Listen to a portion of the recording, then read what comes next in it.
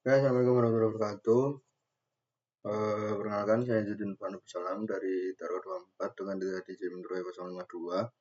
Sini saya akan menjelaskan tentang ADC atau Analog to Digital Converter. ADC yaitu pengambilan sampel sinyal analog pada interval waktu tertentu untuk menghasilkan representasi diskret dalam domain waktu. Lalu kuantisasinya yaitu pemetaan nilai kontinu hasil sampling ke level diskret sesuai resolusi bit ADC yang digunakan. Encodingnya pengubahan sistem level kuantisasi menjadi kode benar yang dapat diproses oleh sistem digital. Jadi intinya ADC adalah analog to digital converter. Jadi misal ada sensor suhu. Nah, suhu yang ada di situ akan di convert menjadi sinyal digital yang bisa dihitung gitu. Jadi ini sampling, kuantisasi, lalu encoding. Nah, teorema Nyquist-nya yaitu menyatakan bahwa frekuensi sampling atau Fs harus minimal 2 kali frekuensi maksimum sinyal. Fs 2 kali maksimum sinyal. Jadi jika Fs kurang dari 2 kali frekuensi maksimum sinyal, terkonstruksi salah. Frekuensi tinggi menyamar sebagai frekuensi rendah palsu. Contoh, suara manusia hingga 20 kHz harus disampling minimal 40 kHz. Atau CD audio yaitu 44,1 kHz agar rekonstruksi akurat. Resolusi dan formula konversi. Resolusi ADC ditentukan oleh jumlah bit, yaitu 8 bit yaitu 256 level diskret, 10 bit yaitu 1024 level diskret, 12 bit yaitu 4096 level diskret, dan 16 bit yaitu 65536 level diskret. Semakin tinggi resolusinya, semakin halus representasi sinyal analog. Namun resolusi tinggi meningkatkan beban komputasi dan konsumsi daya CPU. Nah, di sini juga ada formula konversi tegangan, yaitu V sama dengan rho kali 1 ref per 2n-1, di mana rho adalah nilai ADC mentah. Jadi nilai mentahnya ref yaitu tegangan referensi dan n yaitu jumlah bit resolusi. Contoh 12 bit. Tegangan referensinya itu 3,3 volt. Rho 2048. Nah, dimasukin. Nah, keluarnya adalah 1,65 volt per 4095 adalah 1,65 volt. Itu. Kualitas sinyal. Signal to noise ratio atau SNR mengukur perbandingan sinyal terhadap noise. ADC 12 bit memiliki SNR sekitar 74 dB. Dihitung dengan rumus SNR yaitu 6,02 kali N plus 1,76 dB, di mana N adalah jumlah bit resolusinya. Quantization error atau selisih antara nilai analog asli dan nilai terkuantisasi terdekat. Besar maksimum error adalah kurang lebih setengah LSB atau least significant bit. Semakin tinggi resolusi bit, semakin kecil quantization error yang terjadi. Lalu INL dan DNL atau linearitas. Integral non-linearity atau INL mengukur deviasi kumulatif dari kurva ideal. Sedangkan diferensi non-linearity atau DNL mengukur penyimpangan antar level kuantisasi yang berdekatan. Keduanya kritis untuk akurasi ADC di aplikasi industri. Lalu masuk ke fitur ADC pada ESP32. Ada dua ADC dengan total 18 channel analog. ADC 1 yaitu GPIO 32-39 bebas konflik Wi-Fi. ADC 2 berbagi modul Wi-Fi sehingga tidak dapat digunakan bersamaan.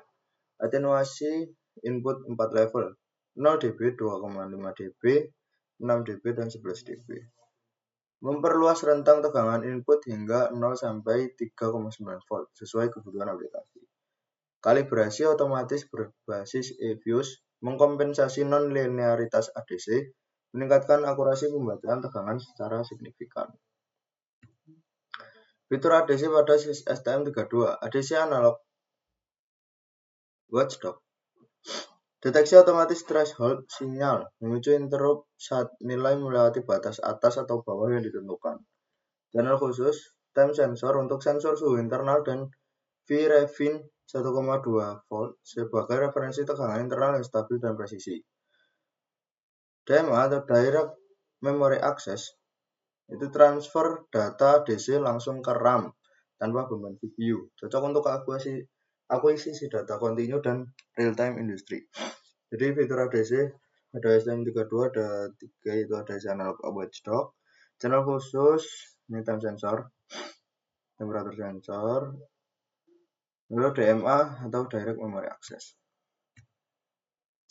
Teknik filtering yaitu ada moving average, yaitu mengambil rata-rata dari N sampel terakhir untuk menghaluskan noise pada sinyal ADC. Metode ini sederhana dan efektif untuk sinyal yang relatif statis. Smooth noise secara konsisten, lag kecil dan dapat diprediksi, lalu cocok untuk sinyal statis atau lambat berubah, dan implementasi mudah di microcontroller. Juga ada exponential moving average atau EMA, memberikan bobot lebih tinggi pada sampel terbaru sehingga lebih responsif terhadap perubahan sinyal dibanding moving average biasa. Responsif terhadap perubahan dinamis, smoothing optimal dengan lag minimal, cocok untuk sinyal yang berubah cepat.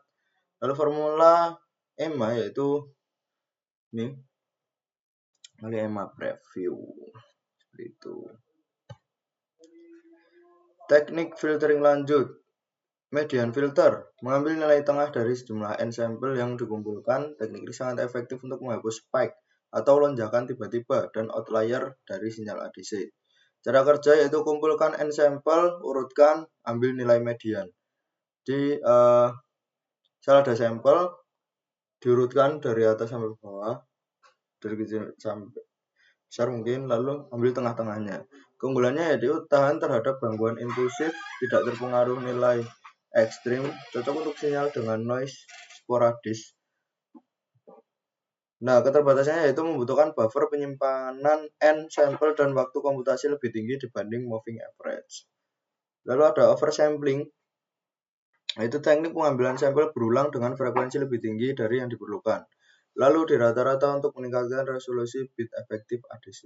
Rumusnya itu untuk menambah 1 bit resolusi diperlukan 4 kali oversampling. Ini misalnya contoh ADC 12 bit plus 16 kali oversampling. Jadi resolusi efektifnya itu 14 bit. Trade-off, proses lebih lama dan konsumsi daya meningkat, namun menghasilkan sinyal lebih bersih dan akurat. Ideal untuk aplikasi presisi tinggi seperti sensor suhu dan tekanan industri. Perbandingannya dari ESP32 dan STM32.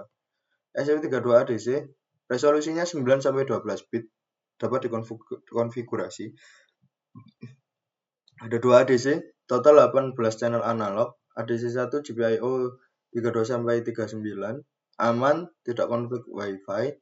Kalibrasi otomatis via eFuse. Atenuasi ada 4, 0, 2,5, 6, 11 dB. Api mudah dan fleksibel. Ideal untuk IoT, Wi-Fi, dan prototipe cepat. Non-linearitas lebih tinggi tanpa kalibrasi. Untuk STM32 ADC, resolusi tetap 12 bit dan 4096 level. Analog watchdog, deteksi threshold otomatis. Channel khusus yaitu time sensor dan Vrefin 1,2 volt. DMA transfer data tanpa beban CPU. Linearitas tinggi, NL atau DNL sangat kecil. Tipe SAR stabil dan andal. Ideal untuk industri, medis, dan kontrol presisi. Performa konsisten di lingkungan kritis. Oke, saja kita ke duplikan grafikumnya. Oke, di sini ada contohnya. Ini di VS Code. Nah, ini di sini ini untuk codingannya. Nah, ini serial monitornya ADC. Ini sensor suhu.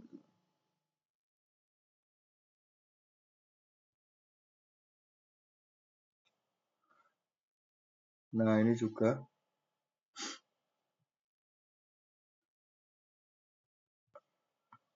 Ini DHT 22.